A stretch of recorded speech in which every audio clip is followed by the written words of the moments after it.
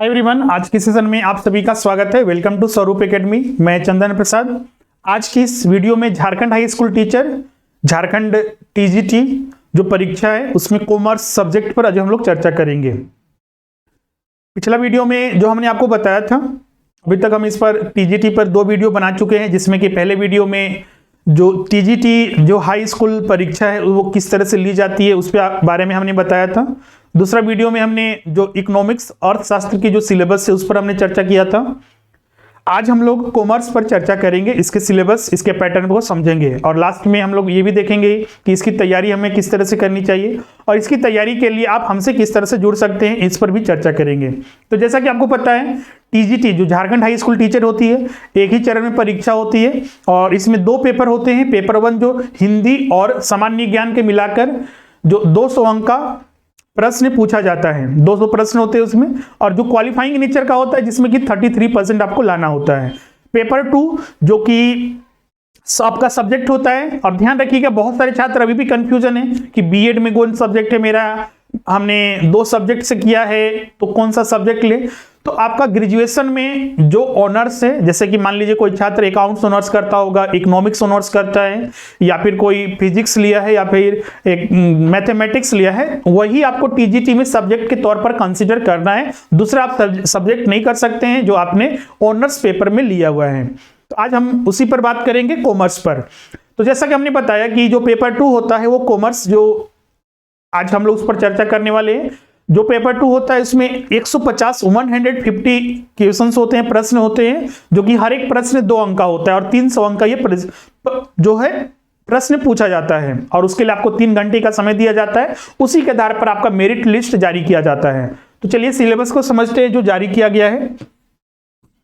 ये पैटर्न वगैरह सब आपको बता चुके हैं।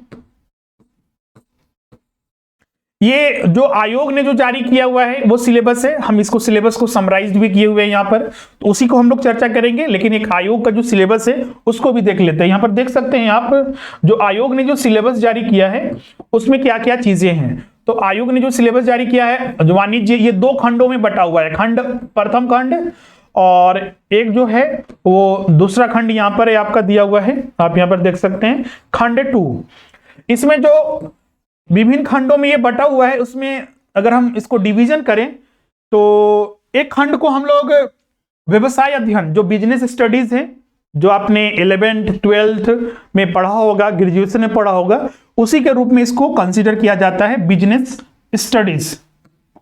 बिजनेस स्टडीज व्यवसायिक अध्ययन के रूप में इसे जाना जाता है।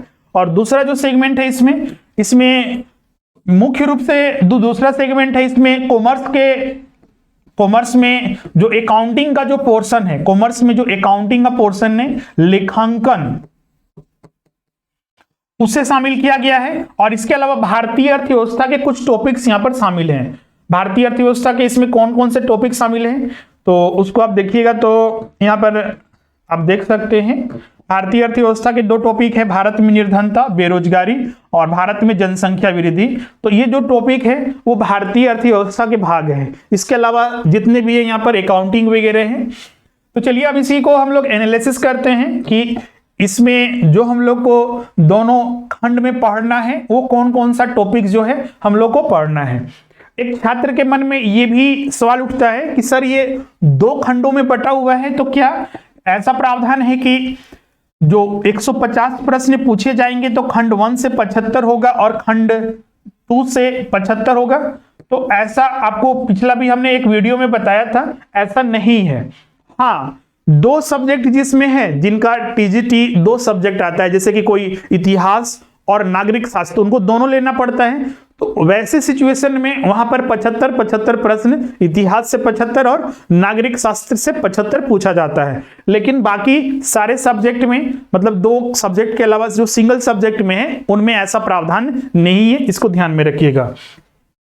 अब आते हैं जो ये इसका जो समराइज जो सिलेबस है, समराइज क्या पूरा डिटेल में सिलेबस क्या है, इसमें क्या क्या हम लोग को पढ़ना है, उसको हम लोग बात करते हैं। तो सबसे पहले इसमें देखिएगा, तो पहला जो हमने भाग यहां पर रखा हुआ है, आप यहां पर देख सकते हैं, जो पहला भाग है,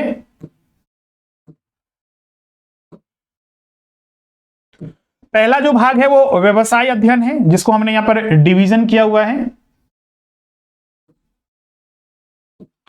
और इसमें जो डिफरेंट यहाँ पर टॉपिक है, पहला से लेकर इसमें कुल जो टॉपिक्स हैं वो 14th टॉपिक है जो हम लोग को यहाँ पर स्टडी करना है एक एक करके। इसमें जो पहला टॉपिक हम लोग स्टडी करना है, क्योंकि व्यवसाय अध्ययन है, तो हमें सबसे पहले तो ये समझना होगा कि व्यवसाय होता क्या है, व्यवसाय की प्रकृति क्या है, उसका क्षेत्र क्या है, उसके और भी बहुत सारे मिसलेनियस जो पार्ट हैं जो हम लोग को स्पेसिफिक उसके बारे में स्टडी करना होता है। जैसे कि व्यवसाय में हम लोग किन क्रियाओं के बारे में अध्ययन करते हैं, आर्थिक क्रियाएं, अनार्थिक क्रियाएं। तो आर्थिक क्रियाओं के बारे में हम लोग अध्ययन करते हैं। आर्थिक क्रियाओं का जो समूह होता है वही व्यवसाय के अंतर्गत हम लोग स्टडी करते हैं। इसमें पेशा हो जाता है, व्यवसाय हो जाता है, बिजनेस और प्रोफेशन। तो उनका अर्थ क्या है, वो अलग अलग क्यों है, तो उनके बारे में, उनके प्रकृति के बारे में, उनके क्षेत्र के बारे में स्टडी करना है। व्यवसाय जो अभी चलाया जाता है बिजनेस, तो व्यवसाय के बहुत सारे स्वरूप होते हैं, जिसमें सिलेबस में स्पेशली मेंशन किया हुआ है एकाकी व्यापार, जो सिंगल एंटिटी हैं उनके बारे में, साझेदारी व्यापार, पार्टनरशिप, और इसमें संयुक्त पूंजी निर्माण। ध्यान रखिएगा इसमें एक और भाग होता है जो HUF, हिंदू अनडिवाइडेड फैमिली, जो एक बिजनेस का प्रकार है, और एक सहकारिता जो संगठन वगैरह, सहकारी संगठन वगैरह होता है, तो उससे भी प्रश्न आते हैं। भले ही सिलेबस में नहीं लिखा हुआ है, लेकिन जब हम व्यवसाय या फिर व्यवसाय अध्ययन हम लोग पढ़ते हैं, बिजनेस स्टडीज, तो वहां पर उनके बारे में भी अध्ययन करना होता है। जैसे कि आप यहाँ पर देख सकते हैं, जो ये हमने नोट्स बनाया हुआ है, ध्यान रखिएगा ये कंप्लीट आपको नोट्स भी मिलता है यहाँ पर हमारे द्वारा। तो उसमें हमने देखिएगा कि तो हर चीज को हमने व्यवसाय में शामिल किया हुआ है। ये कंप्लीट हर एक भाग का, हर एक टॉपिक का हमने अलग अलग नोट्स अकॉर्डिंग टू सिलेबस बनाया है। और जो पिछले बार का ट्रेंड था, जिस तरह से प्रश्न पूछे गए थे, हो सकता है कि सिलेबस में वो चीज नहीं लिखा हो लेकिन प्रश्न में आया था, तो उन चीजों को भी हमने यहाँ पर ध्यान में रखा हुआ है, लेकिन विद इन सारे सिलेबस के विद इन में ही है। तो ये पहला टॉपिक हो गया। और दूसरा टॉपिक, उसके बाद हमने भाग 1 का तीसरा जो टॉपिक है, ये वितरण मार्ग, डिस्ट्रीब्यूशन, जो वितरण के माध्यम क्या क्या हो सकते हैं उनके बारे में अध्ययन करना है। उसके बाद हम लोग इसमें जो चौथा टॉपिक स्टडी करते हैं वो बैंकिंग संरचना, क्योंकि आज के डेट में देखिएगा किसी भी देश में, किसी भी अर्थव्यवस्था में बैंकिंग का सबसे महत्वपूर्ण रोल है, और बैंकिंग किसी देश की अर्थव्यवस्था की रीढ़ होती है। तो इसीलिए इसका बारे में, इसकी प्रकृति के बारे में, इसके इतिहास के बारे में, इसके जो जैसे कि कॉमर्शियल बैंक हो गया, इसमें टाइप्स ऑफ अकाउंट हो गया, या फिर जो भारत में बैंकों का इतिहास हो गया, इसमें बहुत सारे आरआरबीज, कॉर्पोरेटिव बैंक होते हैं, डेवलपमेंट बैंक होते हैं, उनके कार्य हो गए, वो किस तरह से ग्राहकों को लोन उपलब्ध कराते हैं, डिपॉजिट एक्सेप्ट करते हैं, उन सब के बारे में। और बैंकों के बहुत सारे प्रकार भी होते हैं, जो रिटेल बैंकिंग से लेकर बहुत सारे अन्य डिजिटल जो बैंकिंग वगैरह हैं, ई बैंकिंग वगैरह सर्विसेज हैं, मोबाइल बैंकिंग वगैरह हैं, उन सभी के बारे में हम लोग यहाँ पर अध्ययन करते हैं। उसके बाद यहाँ पर देखिएगा अगला जो टॉपिक है वो नेगोशिएबल इंस्ट्रूमेंट है। आपको पता है कि एक एक्ट है, NI एक्ट 1881 में भारत सरकार ने विनिमय पत्रों को, विनिमय साध्य साख पत्रों को रेगुलेट करने के लिए एक एक्ट लाया है, जिसे ब्रिटिश काल में ही आया था, बाद में लेकिन समय समय पर उसमें अमेंडमेंट होते रहे हैं। NI एक्ट 1881 के नाम से जानते हैं। तो उसी में 4 तरह के बारे में, ऐसे तो मुख्य रूप से 3 ही तरह के हम लोग के बारे में स्टडी करते हैं, जिसमें कि एक होता है बिल ऑफ एक्सचेंज, एक प्रोमिसरी नोट और एक चेक, एक सामान्य जो स्थानीय उपयोग किया जाता है हुंडी, तो उसके बारे में अध्ययन करते हैं। तो वही विनिमय साध्य साख पत्र जो नेगोशिएबल इंस्ट्रूमेंट है उसके बारे में स्टडी करना है। फिर व्यवसाय चलाने के लिए जो व्यवसायिक वित्त के स्रोत जो हैं, जो एक बिजनेस चलाना है हमें, तो पैसे हमारे पास कहां कहां से आ सकते हैं, तो अपना पूंजी हो गया, बैंक से लोन लेते हैं, रिश्तेदार से लेते हैं, लेकिन यहीं तक तो सीमित आज के डेट में बिजनेस में, व्यवसाय के लिए वित्त जुटाने का साधन नहीं है। इसके अलावा भी आज के डेट में देखिएगा जो कैपिटल मार्केट में, मनी मार्केट में, तो मतलब कि आप शेयर्स इशू कर सकते हैं, डिबेंचर्स, बॉन्ड्स, या फिर जो मनी मार्केट में चले जाइए तो कॉमर्शियल पेपर से लेकर आपका ट्रेजरी बिल से लेकर आपका कॉमर्शियल बिल से लेकर नोटिस मनी, कॉल मनी जो आता है, उस सारे के बारे में यहां पर व्यवसायिक वित्त के स्रोत में अध्ययन करना है। इसके अलावा व्यापार जो होते हैं, आज का व्यापार किसी क्षेत्र तक सीमित तो नहीं है, एक जिले से दूसरे जिले में, एक राज्य से दूसरे राज्य में, तो बहुत सारे व्यापार जो होते हैं अंतर्देशीय, मतलब कि आंतरिक व्यापार, मतलब कि अपने ही देश में जो व्यापार होते हैं, दो राज्यों के बीच में, दो क्षेत्रों के बीच में, और कुछ विदेशी व्यापार भी होते हैं। आज के डेट में कोई भी कंट्री आइसोलेटेड नहीं है, एक दूसरे से जुड़ा हुआ है। तो इस कंट्री का व्यापार इस कंट्री के साथ, तो इसी को विदेशी व्यापार। तो विदेशी व्यापार के क्या है, उसके लाभ क्या है, हानि क्या है, उन सभी के बारे में यहां पर अध्ययन करना है। उसके बाद फिर ये जो टॉपिक हो जाता है ये मैनेजमेंट का, खासकर 12th में हम लोग स्टडी करते हैं। ये सारे अभी तक जो स्टडी करते थे ये 11th का भाग है, 11th क्लास का। ऐसे बाद में भी ये सारी चीजें ग्रेजुएशन में भी स्टडी की जाती है, लेकिन इसका वो हायर लेवल होता है। लेकिन ये मेन कर रखिए कि ग्रेजुएट लेवल तक आपको स्टडी करना है, आपका ग्रेजुएट लेवल तक यहाँ कॉन्सेप्ट होना चाहिए। उसके बाद ये बिजनेस में आ जाते हैं। बिजनेस स्टडीज में तो अगला जो टॉपिक इसमें आ जाता है वो है प्रबंधन वगैरह, संगठन वगैरह, प्रशासन, ये सब होता क्या है इसके बारे में, इसके मूल फीचर्स वगैरह, विशेषता वगैरह। इसके बाद फिर मजदूरी भुगतान प्रणाली जो वेजेस सिस्टम है उसके बारे में, और इसमें खासकर एक आइडियल जो वेजेस है, आदर्श मजदूरी, उसके बारे में अध्ययन करना है। वो सिलेबस में भी दिया हुआ है, ध्यान रखिएगा। इसके कुछ सिलेबस में थोड़ा सब टॉपिक भी दिया हुआ है, तो सब टॉपिक को हम हटा दिए हैं, क्योंकि सब टॉपिक से अच्छा है कि हम उसके कंटेंट को समझें। वरना स्टूडेंट समझते हैं कि नहीं ये लिखा हुआ है तो इसके साथ सिर्फ आदर्श मजदूरी लिख दिया है तो सिर्फ वही क्वेश्चन करना है, इसको नहीं करना है। जब हम मजदूरी भुगतान प्रणाली स्टडी करेंगे तो आदर्श मजदूरी जो है, जो आप देखिएगा यहाँ पर सिलेबस में जो आयोग ने जारी किया है वो पढ़ना स्पेसिफिक है, स्पेसिफिक को दिया हुआ है तो पढ़ना ही है। बाकी वो सारे इसके अलावा जितने भी इसमें श्रमिकों को पारिश्रमिक भुगतान की जो पद्धति है उन सभी पर हम लोग को मेन फोकस करना है। तो इन चीजों को ध्यान में रखिएगा। इसके बाद इसमें फिर जो आ जाता है टॉपिक वो इकोनॉमिक्स आ जाता है। ये एलिमेंट मतलब कि हम से बांट रहे हैं कि हाँ किस तरह से सिलेबस बनाया गया है। तो शुरू से लेके अंत तक जो भी आपको कॉन्सेप्ट है, और ध्यान रखिएगा ये सारे सिर्फ 11th तक ही सीमित नहीं है, ये ग्रेजुएट में भी आता है, ग्रेजुएशन में भी। तो उनके भी जो कॉन्सेप्ट है वो सभी हम लोग को अध्ययन करना होता है, और जो रिक्वायरमेंट भी है यहाँ पर टॉपिक में। अब यहाँ पर देखिएगा उसके बाद इकोनॉमिक्स के बारे में अध्ययन करना है। इकोनॉमिक्स में सीधा सा, इसमें बहुत ज्यादा हम लोग को डिटेल में स्टडी नहीं करना इकोनॉमिक्स। इसमें सीधा सा इकोनॉमिक्स होता क्या है, उसकी मूलभूत जो जानकारी है, इकोनॉमिक्स के अंतर्गत जो विभिन्न राइटर्स वगैरह हैं, इकोनॉमिक्स की अवधारणा किस तरह से प्रस्तुत की गई, या इसके अलावा फिर इकोनॉमिक्स के जो प्रकार हैं।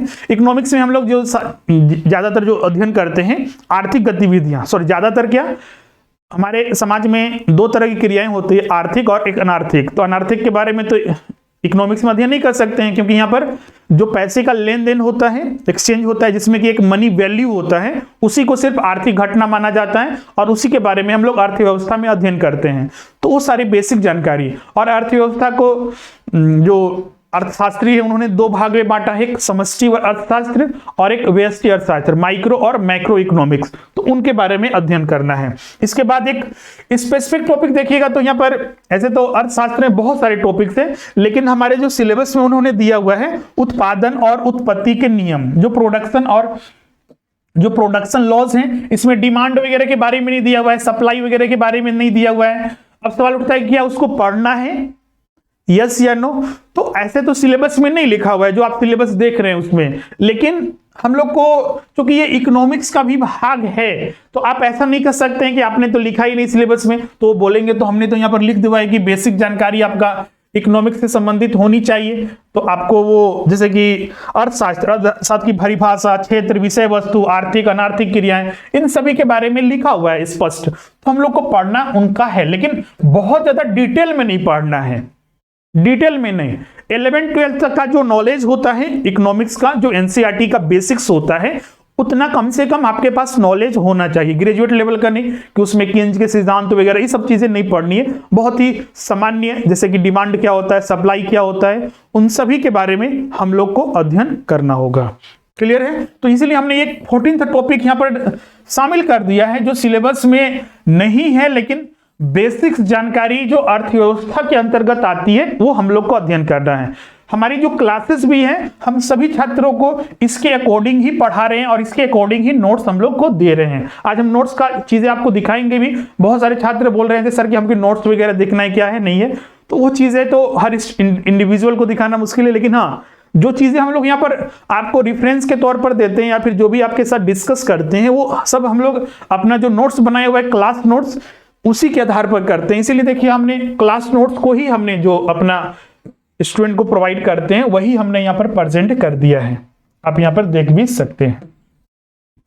जरूरी भी है कि क्योंकि जो आपको मिलेगा, जो आपको अध्ययन करना है, जब तक वो यूजफुल ना हो, सिर्फ नाम खातिर की नहीं वहां से पढ़ लिया, यहाँ से हमने नोट्स ले लिया, तो फॉर्मेलिटी नहीं निभा रहे हैं, क्योंकि हमको एग्जाम में पास करना है। और जिस छात्र का जितना ज्यादा मार्क्स होगा और वही छात्र जो है आपसे आगे रहेगा। तो जरूरी है कि हम सिर्फ अध्ययन करें जो सिलेबस जारी किया गया है, क्योंकि हमें अल्टीमेट सिर्फ मार्क्स पर डिपेंड होना है। मार्क्स कट ऑफ से ज्यादा आया तो मेरा सिलेक्शन है, नहीं आया तो सिलेक्शन नहीं है, बाकी सारी चीजें कहने की बात होती है। तो ये भाग 1 हो गया, जिसके बारे में हमने पूरा चर्चा कर लिया है। तो मतलब कि भाग 1 में 2 तरह के बिजनेस स्टडीज और इकोनॉमिक्स के बारे में पूरी जानकारी हमें होनी चाहिए, लेकिन सिलेक्टिव टॉपिक का जो हमने यहां पर डिस्कस किया हुआ है। अब इसमें आते हैं, अगला जो टॉपिक है, जो भाग 2 है, वो है लेखांकन और अन्य महत्वपूर्ण टॉपिक। ये लेखांकन और ये अन्य महत्वपूर्ण टॉपिक हमने इसमें क्यों शामिल किया हुआ है? क्योंकि इसमें लेखांकन, लेखा जो पद्धति है, जो अकाउंटिंग है, उससे अलग भी थोड़ा हम लोग को स्टडी करना होता है, जिसमें कि 2 टॉपिक यहां पर आगे हम बताएंगे, एक गरीबी एवं बेरोजगारी और दूसरा भारत में जो जनगणना, जनसंख्या है और जनसंख्या वृद्धि है, उसके बारे में अध्ययन करना होता है। इसीलिए, क्योंकि वो लेखांकन का तो भाग नहीं है, इसीलिए हमने यहाँ पर अन्य महत्वपूर्ण टॉपिक शामिल किया हुआ है। अब इसमें समझते हैं क्या क्या हम लोग को पढ़ना है। तो बेसिकली इसमें हमें उन सारे टॉपिक के बारे में जानकारी रखना है कि जो अकाउंटिंग का बेसिक्स होता है। अकाउंटिंग जहां से स्टार्ट ही होता है, डेबिट क्रेडिट से लेकर, मतलब एक बही खाता बनाने से लेकर बही खाता किस तरह से बनता है, और एक फाइनेंशियल स्टेटमेंट, बैलेंस शीट और पीएनएल अकाउंट बनाने तक की पूरी जानकारी हमको चाहिए। क्योंकि अगर आप एक जगह बैठते हैं तो आपको बही खाता बनाने से लेकर एक फाइनेंशियल स्टेटमेंट कैसे बन सकता है, वो आपको नॉलेज चाहिए। तो मतलब कि 11 से लेकर जो ग्रेजुएट लेवल तक की बेसिक जानकारी है वो आपके पास होना चाहिए। और कुछ स्पेसिफिक टाइप्स ऑफ अकाउंट आपको बनाना अगर पड़ जाए, जैसे कि पार्टनरशिप अकाउंटिंग आपको बनाना पड़ जाए, कंसाइनमेंट अकाउंट बनाना पड़ जाए, ज्वाइंट वेंचर अकाउंट बनाना पड़ जाए, कंपनी अकाउंट्स के लिए आप फाइनेंशियल स्टेटमेंट बनाना चाहें तो वो आप आसानी से बना सके, इन सारी की जानकारी आपके पास होनी चाहिए। तो वही कौन कौन से हम लोग टॉपिक स्पेसिफिक जो सिलेबस में लिखा हुआ है उसके अनुसार यहाँ पर डिस्कस करते हैं। हाँ, यहाँ पर ध्यान रखिएगा, कुछ ऐसे टॉपिक्स में हम लोग बीच में अध्ययन करना पड़ सकता है जो कि यहाँ पर नहीं लिखा हुआ है। जैसे कि यहाँ पर बहुत सारे जो मूलभूत जो टॉपिक्स हैं, बेसिक जानकारियां हैं। अब कोई छात्र है डेबिट क्रेडिट गोल्डन रूल बिना जाने हुए तो ये सबको पढ़ नहीं सकता, ये सबका अकाउंटिंग नहीं कर सकता है, तो हमारे लिए नेसेसरी है। फिर जनरल एंट्री बिना पास किए हुए कुछ चीज को हम लोग समझ नहीं सकते अकाउंटिंग वगैरह, तो हमारे लिए नेसेसरी है। यहाँ तो लिखा हुआ नहीं है कि जनरल एंट्री पढ़ना है, वो सारे, क्योंकि ये हम इसलिए डिस्कस कर रहे हैं कि बहुत सारे ये सारे छात्र सवाल हमसे पूछते हैं, इसीलिए ये जरूरी आपको ये समझना। तो सबसे पहले वही लेखांकन परिचय, लेखांकन होता क्या है, इसके स्कोप्स क्या हैं, इसके लाभ क्या हैं, इसके प्रकार क्या हैं, इसके बेसिक्स जो कॉन्सेप्ट्स हैं, जिसमें कि डुअल एंट्री सिस्टम से लेकर जितने भी अदर टाइप्स होते हैं उन सभी के बारे में बेसिक्स हमें जानकारी होनी चाहिए। कुछ अकाउंटिंग स्टैंडर्ड्स वगैरह भी होते हैं, सभी का तो हम लोग को डिटेल में नहीं पढ़ना है, लेकिन हाँ अकाउंटिंग स्टैंडर्ड क्या होता है वो हमें पता होना चाहिए। अब कोई स्टूडेंट, अब जैसे बोलिएगा सर अकाउंटिंग स्टैंडर्ड तो यहाँ पर लिखा हुआ नहीं है, तो बिल्कुल आप अगर अकाउंटिंग के छात्र हैं, अकाउंटिंग पढ़ रहे, कॉमर्स के छात्र हैं, अब आपको पता ही नहीं है कि अकाउंटिंग स्टैंडर्ड होता क्या है, तो वो बहुत ही एक प्रॉब्लम क्रिएट कर सकता है। तो वो जानना चाहिए, क्योंकि अगर एग्जाम में आएगा तो आप उससे तो ये नहीं कर सकते, तो आपने तो सिलेबस में नहीं शामिल किया है तो क्यों हम पढ़ें। तो उनको इसलिए हमने बोला लेखांकन परिचय में हर चीज इसमें शामिल होगा। इसके बाद इसमें जो बही खाता, इसकी परिभाषा, उद्देश्य, लेजर हो गया, या फिर जो जनरल हो गया, जनरल एंट्री पास जो हो गया, फिर डिफरेंट टाइप्स ऑफ अकाउंट जो होते हैं, बुक्स वगैरह होते हैं, उन सभी के बारे में हम लोग स्टडी करना है। फिर उसके बाद लेखा प्रणाली हो गया, रोजना मच्चा वगैरह, इसमें बहुत सारे स्टूडेंट बहुत सोच रहे हैं सर ये क्या क्या लिखा हुआ है, तो ये ट्रायल बैलेंस वगैरह है, और बहुत सारे जो अदर अकाउंट्स वगैरह हम लोग बनाते हैं उन सब के बारे में यहाँ पर स्टडी करना है। ट्रेडिंग अकाउंट हो गया, PNL profit and loss account वगैरह हो गया, और भी अन्य प्रकार के, फिर बैलेंस शीट वगैरह हो गया, ये कैसे बनता है, ये सब क्या होता है, उन सब के बारे में। अब जब भी हम लोग ये फिर ट्रायल बैलेंस बनाते हैं तो वहां पर मैचिंग वगैरह करते हैं, तो फिर उसके बाद बैलेंस शीट वगैरह, फाइनल स्टेटमेंट वगैरह बनाया जाता है। तो वहां पर बहुत सारे ट्रायल बैलेंस बनाने के बाद बहुत सारे जो अशुद्धियां वगैरह होते हैं, या फिर जो उसमें अशुद्धियों के सुधार, मतलब एरर और जो रेक्टिफिकेशंस ऑफ एरर्स हैं उन सभी के बारे में हम लोग को यहाँ पर अध्ययन करना है। फिर उसके बाद जो फाइनल अकाउंटिंग स्टेटमेंट बनाते हैं, अकाउंट स्टेटमेंट, उन सभी के बारे में हमें जानकारी होनी चाहिए। इसके बाद फिर एक इंपॉर्टेंट टॉपिक इसमें आ जाता है बैंक समाधान विवरण, इसको इंग्लिश में बोलते हैं बैंक रिकंसिलिएशन स्टेटमेंट। इन सभी के बारे में मैचिंग करना होता है बस, और इसमें हाँ थोड़ा इसको समझने में थोड़ा दिक्कत होता है, लेकिन कुछ नहीं, प्रैक्टिकल के आधार पर अगर करते हैं तो बहुत ही आसानी से हो जाता है। हाँ एक चीज और, इसमें बहुत ज्यादा स्टूडेंट को कंफ्यूजन होता है कि सर इसमें प्रैक्टिकल भी पढ़ना है, जनरल एंट्री पास करना है या फिर नहीं करना है, या फिर प्रैक्टिकल के आधार पर स्टडी करना है या नहीं करना है, क्योंकि इसको थ्योरी के आधार पर भी पढ़ के समझा जा सकता है, लेकिन वो जो हमें जितनी जानकारियां मिलनी चाहिए और एक लंबे समय तक याद रहना चाहिए वो मुश्किल हो जाता है। कोई छात्र ये करता है कि सिर्फ थ्योरी ही रट लेता है और जनरल एंट्री समझ नहीं पाता है, कैसे पास होता है, क्या होता है, प्रैक्टिकल वो करता नहीं है, तो वो चीजें लिमिटेड समय तक उसके पास रहेगी और उसमें स्कोप नहीं रहेगा कि अगर डिफरेंट टाइप के जब साइंटिफिक मेथड से जो क्वेश्चंस पूछे जाते हैं या फिर एनालिसिस वाले प्रश्न पूछे जाएंगे, न्यूमेरिकल वाले प्रश्न पूछे जाएंगे, वो उसे सॉल्व कभी भी नहीं कर पाएगा। तो थ्योरी भी जरूरी है और प्रैक्टिकल भी जरूरी है, और जनरल एंट्री तो समझने के लिए कि हाँ जो अकाउंटिंग हो रहा है, जो जनरलाइज कर रहे हैं वो आखिर किस आधार पर कर रहे हैं, वो सभी हमको जानकारी होनी चाहिए। इसके बाद इसमें आता है, ये बहुत सारे स्टूडेंट इसको बहुत सारे पूछते हैं सर ये टॉपिक क्या है, माल का चालान खाता, क्योंकि जब हम याद है हमको जब हम पढ़ा रहे थे तो बहुत सारे स्टूडेंट को पता ही नहीं चल रहा था कि ये टॉपिक कहाँ से लिया गया है। तो चलिए दूसरे शब्द में इसको बोलते हैं प्रेषण खाता, जो कंसाइनमेंट अकाउंट होता है उसी के नाम से इसको जानते हैं। इसके बाद कुछ स्पेसिफिक टाइप ऑफ अकाउंट हम लोग को पढ़ना है, संयुक्त साझा का खाता, ज्वाइंट वेंचर अकाउंट, साझेदारी खाता, पार्टनरशिप, और पार्टनरशिप में डिसोल्यूशन तक, पार्टनरशिप डीड से लेकर अब 12th का बुक या फिर बीकॉम का बुक उठाइएगा तो इसमें हर चीज पढ़ना है, डिसोल्यूशन तक, गार्नर वर्सेस मरे रूल वगैरह जितना भी पढ़ते हैं सभी को स्टडी करना है। उसी तरह फिर इसमें औसत भुगतान विधि, एवरेज पेमेंट मेथड, ये बहुत ही सिंपल टॉपिक है। चालू लिखा विवरण हो गया, करंट अकाउंट स्टेटमेंट, कंपनी का लेखांकन वगैरह हो गया, कंपनी अकाउंटिंग वगैरह, इन सभी के बारे में पढ़ना है। और कंपनी अकाउंट में भी इसी में भी वही कि आपको कंपनी के फॉर्मेशन से लेकर कंपनी का रजिस्ट्रेशन कैसे होता है, कैसे इसका, सॉरी ये तो हम लोग थ्योरी में ही पढ़ लेंगे। ध्यान रखिएगा ये दो टॉपिक्स है ना जो बिजनेस स्टडीज में भी पढ़ना है, पार्टनरशिप और कंपनी, और यहाँ भी पढ़ना है। तो दोनों के पढ़ने की जगह एक जगह पढ़ लीजिए, थ्योरी भी अपने आप कंप्लीट हो जाएगा और प्रैक्टिकल भी आपका साथ में कंप्लीट हो जाएगा। और फिर इसके बाद यहीं तक हम लोग को लेखांकन, जो अकाउंटिंग फाइनेंशियल अकाउंटिंग है वो पढ़ना है। उसके बाद इसमें जो दो टॉपिक आ जाता है, ये भारतीय अर्थव्यवस्था, इंडियन इकोनॉमी का टॉपिक है, जिसमें कि भारत में निर्धनता और बेरोजगारी और भारत में जनसंख्या वृद्धि, वही जनगणना वगैरह, जो इस बार की जनगणना है 2011 की जनगणना, इस साल की जो डाटा अभी जारी नहीं हुआ है। हमारे देश में हर एक 10 साल के अंतराल में जनगणना कराई जाती है। इस साल जनगणना होनी थी लेकिन कोरोना की वजह से जनगणना फाइनल नहीं आ पाया है, अगले साल वो आएगा।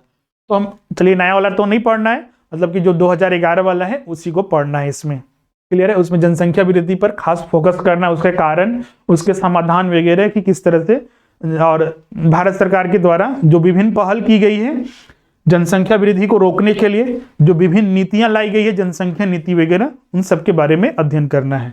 तो फाइनली 14 टॉपिक इसमें हो गया और 14 टॉपिक्स इसमें, तो ये 28 जो टॉपिक्स हैं जो हम लोग को पूरा का पूरा स्टडी करना है।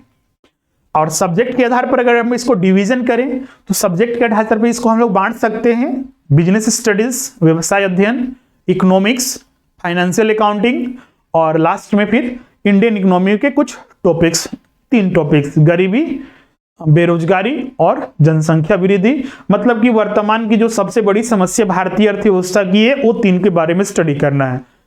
कैसे? तो गरीबी सबसे बड़ी समस्या हमारे देश में अभी भी है, बेरोजगारी तो आप देख सकते हैं विकराल रूप धारण कर लिया, एक फॉर्म आता है तो एक पोस्ट पर 2000-3000 ऐसे स्टूडेंट अप्लाई कर रहे हैं, तो आप समझ सकते हैं कितनी बड़ी समस्या है।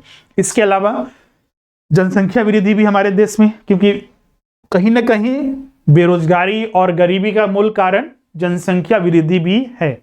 तो इन तीनों के बारे में जो हमारे भारतीय अर्थव्यवस्था के मूल समस्या है उनके बारे में अध्ययन करना है। तो फाइनली ये सारा सिलेबस हो गया। अब इसकी तैयारी कैसे करनी है, दो तरह से हम बताएंगे। अगर आप सेल्फ स्टडी करना चाहते हैं उसके आधार पर, और आप हमसे जुड़ना चाहते हैं, कोचिंग संस्थान से जुड़ना चाहते हैं तो उसके आधार पर। तो अगर सेल्फ स्टडी करना चाहते हैं तो ध्यान रखिएगा, कोई भी बुक्स और कोई भी नोट्स वगैरह, मतलब कि जो बुक्स आता है मार्केट में, इसके आधार पर नहीं होता है।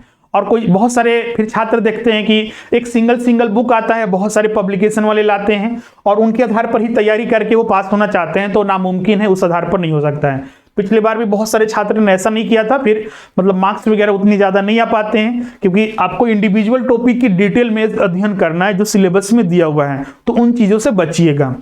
जो भी पढ़िएगा, जो सेल्फ स्टडी के बारे में बता रहे हैं, पूरा डिटेल में इन टॉपिक्स के बारे में पढ़िएगा जो हमने बताया है या फिर जो सिलेबस में है, जो हमने डिस्कस किया। और एक ही चीज को 10 बार पढ़िएगा, 10 रिसोर्सेज मत रखिएगा कि आज ये टॉपिक पढ़ना है। मान लीजिए उत्पादन और उत्पत्ति के नियम, तो एनसीईआरटी के बेसिक्स पढ़ लिए, तो कहीं यूट्यूब पर देख रहे हैं, तो कहीं और देख रहे हैं, तो कहीं और देख रहे हैं। कभी कभी जैसे कि आज के डेट में इतने सारे, पहले क्या होता था ना कि रिसोर्सेज कम थे, पढ़े कहां से ये लोग सोचते थे। आज इतने ज्यादा रिसोर्सेज हो चुके हैं तो हर स्टूडेंट हर रिसोर्सेज को देखते रहता है और फाइनल आउटपुट जो उसको मिलना चाहिए था वो नहीं मिल पाता है, क्योंकि इनपुट इतने ज्यादा हो गया कि वो एक चीज पर कंसंट्रेट नहीं कर पाया, जो उसको कॉन्सेप्ट की रिक्वायरमेंट थी वो डेवलप नहीं हो पाया और फाइनली सब गड़बड़ हो गया। एक ही रिसोर्स रखिए, सिलेबस के अकॉर्डिंग चलिए और उसी को 10 बार पढ़िए। उससे आपके कॉन्सेप्ट भी क्लियर होंगे, फैक्ट भी ज्यादा से ज्यादा याद होगा और आपका एग्जाम में भी अच्छे मार्क्स मिलेंगे। हमारे साथ जुड़ नहीं सकते हैं आप इसमें, हमारे साथ जो क्लासेस हैं यहाँ पर आप कर सकते हैं कंप्लीट। आपको इसमें ऑनलाइन क्लासेस आपको उपलब्ध कराई जाएगी। इसमें ऑनलाइन क्लासेस में आपको क्या क्या मिलेगा, तो इसमें जो क्लासेस उपलब्ध कराई जाएगी उसमें क्लासेस ऑनलाइन उपलब्ध होगी। जितने भी क्लासेस है सारे के सारे ऑनलाइन क्लास लिए जाएंगे। हर एक ऑनलाइन क्लासेस जो आपने देखा या फिर नहीं देखा, किसी कारण छूट भी गया, उसका रिकॉर्डिंग, हर एक क्लासेस का रिकॉर्डिंग आपको मिलेगा और वो आपके एग्जाम तक उपलब्ध रहेगा। हर एक वीडियो का रिकॉर्डिंग जो हमने क्लास में डिस्कस किया। क्लासेस जब चलेगी तो हर एक टॉपिक पर डिस्कस किया जाएगा और हर एक टॉपिक के अंत में उस पर प्रश्न भी आपके साथ डिस्कस किया जाएगा। क्योंकि जब हम कोई टॉपिक पढ़ते हैं तो हमारे पास वो कितना नॉलेज है, नॉलेज हुआ, हमारे रिक्वायरमेंट को फुलफिल किया या नहीं किया, उसको भी हम लोग को जांचना जरूरी है। क्योंकि हम पढ़ तो लेते हैं लेकिन पता चलता है कि प्रश्न नहीं सोल्व हो रहा है, तो वो सारी चीजें हम आपके साथ डिस्कस करेंगे यहाँ पर कि प्रश्न कैसे सोल्व करना है। आप प्रीवियस आप बोलिए सर आप प्रश्न दीजिएगा तो सोल्व हो तो जाएगा घर पर, बिल्कुल आप घर पर जो भी आपको सिलेबस के अकॉर्डिंग है जहां से प्रश्न उठाइए बिल्कुल वो सोल्व होगा। अगर ये टॉपिक से रिलेटेड है तो बिल्कुल आप घर पर भी सोल्व कीजिए। उसके रेफरेंस भी आपको बताया जाएगा कि कौन कौन सा आपको प्रैक्टिस के लिए बुक्स, वो हमारे द्वारा ही आपको उपलब्ध कराया जाता है। पिछले बार भी हमने बहुत सारे छात्रों को उपलब्ध कराया था और बहुत सारे छात्र, पूरे झारखंड में मैक्सिमम जो छात्र थे कॉमर्स के, हमारे यहाँ से सबसे ज्यादा सिलेक्शन हुआ था। हम सारे छात्रों से आपको मिलवाएंगे भी जल्दी इसी चैनल पर। इसके अलावा ये तो क्लासेस की बात हो गया और प्रैक्टिस की बात हो गई। टेस्ट सीरीज में आपको इसमें उपलब्ध कराया जाएगा। टेस्ट सीरीज जो उपलब्ध होगा इसमें हर एक जो सिलेबस है 150 प्रश्नों का, उसके आधार पर टेस्ट सीरीज आपको यहाँ पर 10 टेस्ट सीरीज उपलब्ध होंगे, 150 प्रश्न, और उनका डिटेल में सॉल्यूशन होगा, डिस्कस भी आपके साथ किया जाएगा और आपका रिजल्ट भी जारी किया जाएगा। इसमें नोट्स मिलेंगे आपको, 4 बुकलेट इसमें आता है 4 सब्जेक्ट पर। वो बुकलेट आपको आपके एड्रेस पर भेज जाएंगे, जो कि प्रिंटेड फॉर्म में हार्ड कॉपी में आपके एड्रेस पर भेजे जाते हैं आपका। इसके अलावा इसमें आपको प्रैक्टिस के अलावा डाउट सेशन वगैरह हो गए जितने भी अलग अलग से, जैसे कि सैटरडे को, संडे को, या फिर बीच में अगर आपको कहीं भी लगता है कि जो टॉपिक पढ़ाया गया आपको समझ में नहीं आता है तो आप उस पर डाउट वगैरह भी पूछ सकते हैं। तो ये सारी सुविधाएं जो हैं आपको यहाँ पर हमारे द्वारा उपलब्ध कराई जाएगी। मतलब कि एक बार हमारे से जुड़ जाते हैं तो आपको दूसरा ऑप्शन देखने की जरूरत ही नहीं है। जैसे कि अभी हमने बोला है, अगर सेल्फ स्टडी करते हैं तो आपके पास एक रिसोर्सेज होना चाहिए और उसी को बार बार रिवाइज कीजिए। उसी तरह अगर हम हमारे साथ जुड़ते हैं तो आपके पास जो भी चीजें होगी वो फाइनल होगा और उसी चीज को आपको बार बार रिवीजन करना है, बार बार उसी को स्टडी करना है, कंटिन्यूटी के बेसिस पर आपको चलना है और अंत में देखिएगा रिजल्ट बेहतर होगा और उसमें किसी भी तरह का समस्या भी नहीं होगी। जैसे कि ये नोट्स हैं, तो जैसे कि हमने इसमें देखिएगा भाग 1 का जो 14th टॉपिक है, हर एक टॉपिक पर अलग अलग नोट्स बनाया है हमने। जैसे कि पहला टॉपिक इसमें था व्यवसाय की प्रकृति तथा क्षेत्र। यहां पर देखिए सबसे पहले हमने व्यवसाय को डिफाइन किया है नोट्स में। फिर इसमें देखिए आगे बढ़ते हैं। व्यवसाय को डिफाइन करने के बाद फिर इसमें व्यवसाय क्या होता है, उसकी विशेषता, व्यवसाय, पेशा और रोजगार में तुलना, रोजगार क्या है, पेशा क्या है, व्यवसाय क्या है, ये सारे जाने हुए शब्द हैं। ये सारे हम आम जीवन में अपना उपयोग करते हैं, लेकिन समस्या भी कुछ हो जाती है कि उनके बारे में एक्चुअल जो कॉन्सेप्ट होता है वो हमें नहीं पता चलता है, तो वो सारी चीज इसमें शामिल किया गया है। क्लियर है यहां तक? इसके अलावा मतलब जितने भी टॉपिक्स हैं, वैसे इसके बाद हमने इसमें जो सिलेबस में शामिल किया हुआ है वो आप देखिएगा, आयात निर्यात हो गया क्या होता है, फिर इसमें हर एक टॉपिक पर देखिएगा ये सारा हमारे द्वारा नोट्स बनाया हुआ है, जो कि बहुत ही बेहतर नोट्स हैं पिछले बार के मुकाबले। ई वाणिज्य क्या होता है ये भी हम लोग को जानना है, वजनीय प्रकार वगैरह। फिर इसके बाद इसमें एकाकी व्यापार, साझेदारी व्यापार और संयुक्त पूंजी। जैसा कि हमने बताया था कि क्या हमें यहीं तक स्टडी करना है, तो बिल्कुल नहीं। एकाकी व्यापार हो गया, संयुक्त हिंदू परिवार व्यवसाय हो गया, ये सिलेबस में नहीं लिखा हुआ है, लेकिन इसके बारे में तो जानना पड़ेगा। एचयूएफ जो होता है, हिंदू अनडिवाइडेड फैमिली, साझेदार व्यापार, सहकारी समिति, संयुक्त पूंजी कंपनी, इन सभी के बारे में यहाँ पर नोट्स में देखिएगा पूरा डिटेल में आपका दिया हुआ है, तो कोई भी आपको समस्या नहीं होगी। तो फाइनली आज का सेशन हम लोग यहीं पर अब कंप्लीट करते हैं। आप मिलते हैं अगले क्लास में। किसी भी तरह की आपको जानकारी चाहिए, क्लास से आप जुड़ना चाहते हैं, तो आप हमसे संपर्क कर सकते हैं इस नंबर पर, या फिर हमारे ऐप को डाउनलोड कर लीजिए। वहीं पर स्टोर में जाइएगा तो वहां पर कोर्सेज उपलब्ध होगा, आपको वहां पर बहुत ही कम फीस में भी आप सारी चीज ज्वाइन कर सकते हैं। कोई समस्या है तो कमेंट करके पूछ लीजिएगा, और किसी भी तरह की अन्य जानकारी चाहिए तो व्हाट्सएप या फिर इस पर कॉल कर सकते हैं। मिलते हैं अगले वीडियो में। Thank you everyone.